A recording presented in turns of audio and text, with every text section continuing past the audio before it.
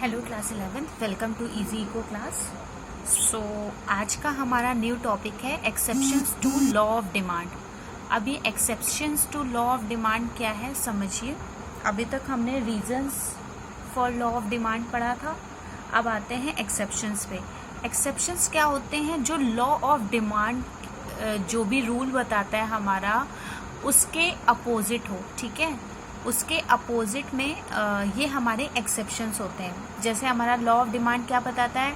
Downward slope होता है, inverse relationship होता है प्राइस और क्वांटिटी डिमांड के बीच में, ठीक है, कि मतलब प्राइस बढ़ेगा तो डिमांड कम होगी और प्राइस कम होगा तो डिमांड बढ़ेगी। बट एक्सेप्शंस क्या बोलते हैं कि अगर प्राइस बढ़ेगा तो डिमांड भी बढ़ेगी और प्राइस कम होगा तो डिमांड भी कम होगी। तो ये अगेंस्ट हो गया ना रूल के, लॉ ऑफ डिमांड के, तो वही हम पढ़ेंगे। तो कुछ एक्सेप्शंस होते हैं, आइए पढ़ लेते हैं एक एक करके।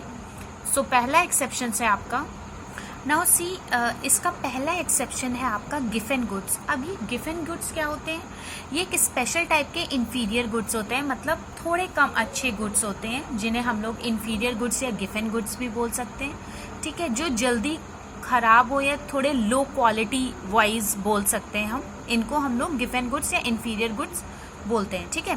कंज्यूमर स्पेंड्स, आगे पढ़ते हैं, consumer spends a large part of his income.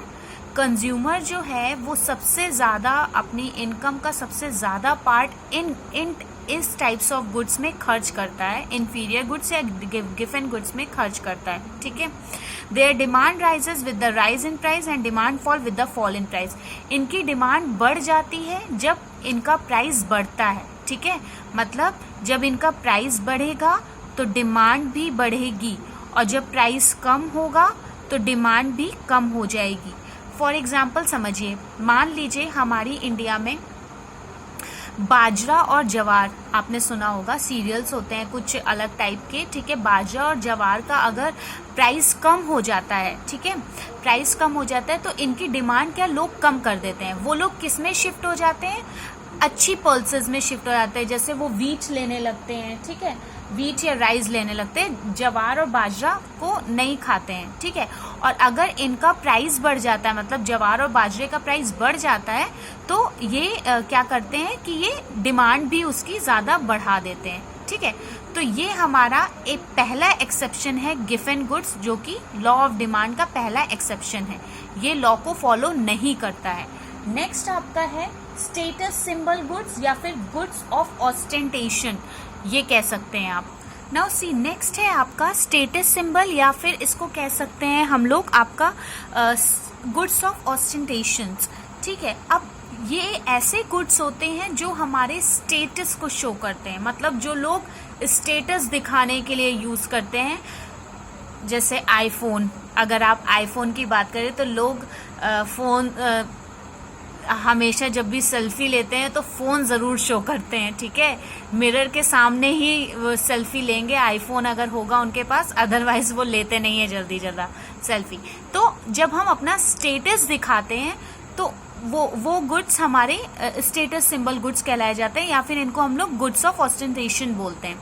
देख लीजिए, दीज आर प्रेस्टिजियस गुड्स, ये गुड्स बहुत ही प्रेस्टिजियस गुड्स होते हैं, मीन्स बहुत ही कीमती कह सकते हैं, और used as a status symbol, और ये स्टेटस सिंबल को शो करते हैं। फॉर एग्जांपल मान लीजिए जैसे गोल्ड है, डायमंड है, ये सारी चीज़ों के जब प्राइस बढ़ता है आपका तो इनकी डिमांड भी बढ़ जाती है, ठीक है। ये लोग अपना स्टेटस दिखाने के लिए ये सब चीज़ें खरीदते हैं, इसलिए जब इनका प्राइस बढ़ता है तो इनकी डिमांड बढ़ जाती है और जब इनका प्राइस कम होता है तो इनकी डिमांड कम हो जाती है। जैसे मान लीजिए गोल्ड का प्राइस कम हो गया तो लोग क्या करेंगे? डायमंड पे शिफ्ट हो जाएंगे, भाई उनको तो स्टेटस दिखाना है ना। तो ये होता है एक एक्सेप्शन लॉ ऑफ डिमांड का, स्टेटस सिंबल और गुड्स, या फिर इसको गुड्स ऑफ ऑस्टेंटेशन भी कह सकते हैं। नेक्स्ट है आपका इग्नोरेंस। इग्नोरेंस देखिए क्या होता है। नाउ सी, अब इग्नोरेंस क्या होता है इसमें exceptions of law of demand में? इग्नोरेंस होता है, देखो हमारी इंडिया में एक मिथ है, कंज्यूमर्स का एक मिथ है कि अगर प्राइस ज़्यादा होगा तो वो कमोडिटी की क्वालिटी अच्छी होगी, ठीक है। ये एक मिथ बना हुआ है कि अगर प्राइस ज़्यादा होगा तो कमोडिटी की क्वालिटी भी बहुत अच्छी होगी। तो यहाँ पे कंज्यूमर क्या करता है, जिनका लो प्राइस होता है वो ना खरीद के जिनका हाई प्राइस होता है वो कमोडिटी ज़्यादा खरीदता है। तो हो गया ना बिल्कुल उल्टा लॉ ऑफ डिमांड का, कि मतलब जिनका प्राइस ज्यादा है, जिनका प्राइस उस वक्त ज्यादा है पर्टिकुलर टाइम पे, तो वो कमोडिटी ज्यादा खरीदेगा, मतलब उसकी डिमांड ज्यादा बढ़ जाएगी। और जिनका प्राइस कम है वो कमोडिटी कम खरीदेगा या उसकी डिमांड कम कर देगा। ठीक है, नेक्स्ट है आपका fashion related goods. Fashion related goods अब समझिए क्या होता है। Now the next is fashion related goods. अब देखिए क्या होता है, हम कोई भी अगर रैशनल कंज्यूमर होगा या कोई भी कंज्यूमर होगा तो ऑब्वियसली जो फैशन उस टाइम पे चल रहा होगा वो उसमें खर्चा करना पसंद करेगा। ठीक है, उसमें स्पेंड करना पसंद करेगा, चाहे वो जितनी भी प्राइस का हो। और अगर प्राइस उसका ज़्यादा होगा तो उसकी डिमांड भी उतनी होगी। ठीक है, तो यहाँ पे अगर हम फैशन की बात करते हैं तो गुड्स रिलेटेड टू फैशन, जो भी गुड्स फैशन से रिलेटेड होते हैं वो कभी भी लॉ ऑफ डिमांड फॉलो नहीं करते हैं। ठीक है, क्योंकि जब फैशन की बात आती है तो कंज्यूमर पागल हो जाता है। ठीक है, मजाक कर रही हूँ। कंज्यूमर क्या है कि मतलब उसको अपने फैशन से मतलब है, चाहे प्राइस कम हो या ज़्यादा हो। ठीक है, तो फैशन रिलेटेड गुड्स जो होते हैं वो कभी भी लॉ ऑफ डिमांड फॉलो नहीं करते हैं। एक चीज़ मैं बताना भूल गई हूँ, ये जो स्टेटस सिंबल गुड्स होते हैं या गुड्स ऑफ ऑस्टेशन बोल दो, इनको हम लोग वेबलिन गुड्स भी बोलते हैं, वेबलिन गुड्स भी बोलते हैं। ठीक है, ये एक इकोनॉमिस्ट थे वेबलिन, उन्हीं के ही नाम से ये पड़ा है नाम। ठीक है, नेक्स्ट है आपका necessities of life. Now necessities of life exception देख लीजिए क्या होता है। Use of such commodities which become necessities of life. कुछ कमोडिटी ऐसी हैं जो हमारी जिंदगी के लिए बहुत ज़रूरी होती हैं। ठीक है, ये हमारी एक तरह से आप समझ लीजिए बेसिक नीड्स होती हैं।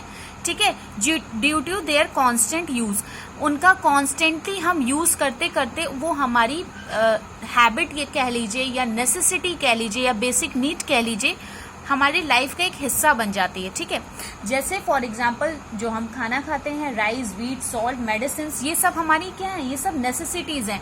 अब इनका प्राइस बढ़े घटे हमें इससे मतलब नहीं है, जितना हम डिमांड कर रहे थे वो हम हमेशा डिमांड करेंगे। प्राइस बढ़ेगा तो हम डिमांड ज्यादा करेंगे, प्राइस घटेगा डिमांड कम कर देंगे। ये मेनली एक ये हमारा एक्सेप्शन होता है। नेक्स्ट है आपका change in weather. Now next is change in weather. अब जैसा कि पहले हम पढ़ चुके हैं कि वेदर से भी हमारा कोई रिलेशन नहीं है लॉ ऑफ डिमांड का। With the change in season और weather, demand for certain commodities also changes. जैसे जैसे सीजन और वेदर चेंज होता जाता है वैसे वैसे उस हिसाब से डिमांड, कमोडिटी की डिमांड भी चेंज होती है। फॉर एग्जांपल रेनी सीजन की हम बात करें, रेनी सीजन में अम्ब्रेला की डिमांड जो है वो ज्यादा बढ़ जाती है, आइदर उसका प्राइस कितना भी ज्यादा हो। ठीक है, तो प्राइस बढ़ेगा डिमांड बढ़ेगी, प्राइस कम होगा डिमांड कम होगी, मतलब सीजन्स के बेस पे यहाँ पे बताया गया। ठीक है, एक एक्सेप्शन हमारा लॉ ऑफ डिमांड का ये भी होता है जो कि लॉ ऑफ डिमांड फॉलो नहीं करता है। नेक्स्ट इज आपका fear of shortage. This is your last exception. Now next है आपका फियर ऑफ शॉर्टेज। देखो इसको ऐसा समझो क्या होता है। फियर ऑफ शॉर्टेज, जब कंज्यूमर ये समझ ले कि इन फ्यूचर में कोई भी कमोडिटी ऐसी है जो कम हो जाएगी या उसकी स्कैरसिटी हो जाएगी। ठीक है, इन फ्यूचर किसी कमोडिटी की स्कैरसिटी हो जाएगी तो वो करंट टाइम पे, मतलब अगर मुझे लगा कि कल को मान लीजिए हमारी बेसिक नेसेसिटी में ले लीजिए राइस खत्म हो रहा है या राइस कम हो रहा है, तो हम क्या करेंगे, पहले से ही उसका स्टॉक करना चालू कर देंगे, उसको इकट्ठा करना चालू कर देंगे। तो वो उस टाइम पीरियड पे वो कितना भी ज्यादा उसका प्राइस हो, हमारे मन में बस क्या रहेगा कि हम जल्दी से जल्दी उसको कलेक्ट करके रख लें। तो यही इसमें बताया गया है, if the consumer expects scarcity या lack of any commodity in future then they would start buying more and more in current period either its price or rises. चाहे उसका प्राइस कितना भी राइज होता जाए, कंज्यूमर क्या सोचेगा, भाई फ्यूचर में पूरा खत्म हो रहा है, ठीक है, तो पहले से ही कलेक्ट करके रख लो या इसका स्टॉक करके रख लो।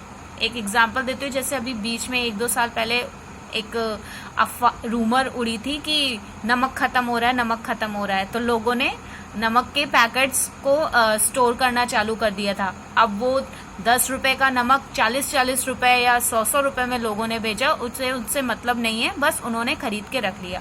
तो ये सारे आपके लॉ ऑफ डिमांड के एक्सेप्शंस थे हमारे। आई होप सबको समझ में आ गए होंगे, इसको पढ़ लीजिएगा। Thank you class.